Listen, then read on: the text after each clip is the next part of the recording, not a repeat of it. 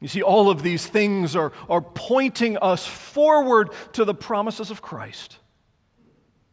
That Jesus would be the one who cleanses from defiling sin. That Jesus would be the one who reconciles God and man and man and man. That Jesus would ultimately be the one who at the end of time is the judge of all things.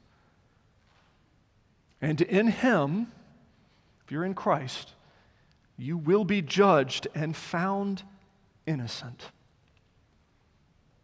Not because you haven't done them, because you know you have, but because He already took your guilty plea for you. Well, why does that matter? What does that do? Well, interestingly, the next section, I think, is kind of the consequence of it. Numbers chapter 6. We have the Nazirite vow, which many of you would remember from Samson and other places. This was the vow for a person who is set apart fully and totally unto the service of God. And they didn't have access to the fruit of the vine. You couldn't have raisins or wine or grapes or anything. You didn't cut your hair. You didn't touch dead bodies. And the reason being is because God owned every part of you, and as a result, the totality of your life was devoted to Him.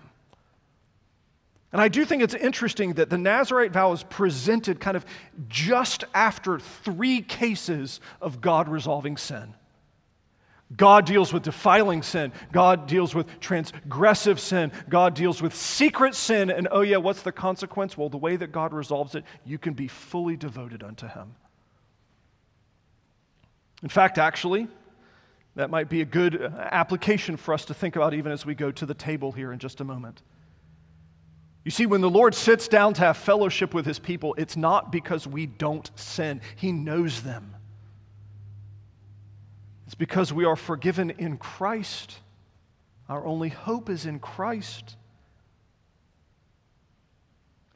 But even in this table, He gives us Christ, He gives us His Spirit so that we may be more fully committed to obedience, to living in His kingdom, to living according to His moral law.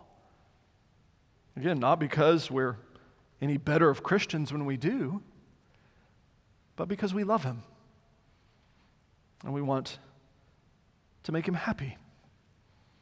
This is one of the great benefits of having holidays like the one that's celebrated today.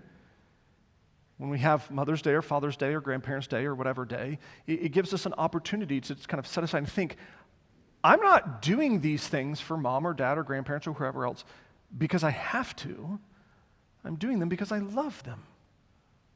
And I want to help them. And I want to make them happy and I want to please them because I love them with a whole heart. Our obedience unto the Lord is no different. He has been so good to us and we love Him. Maybe in light of that, we might serve Him with greater joy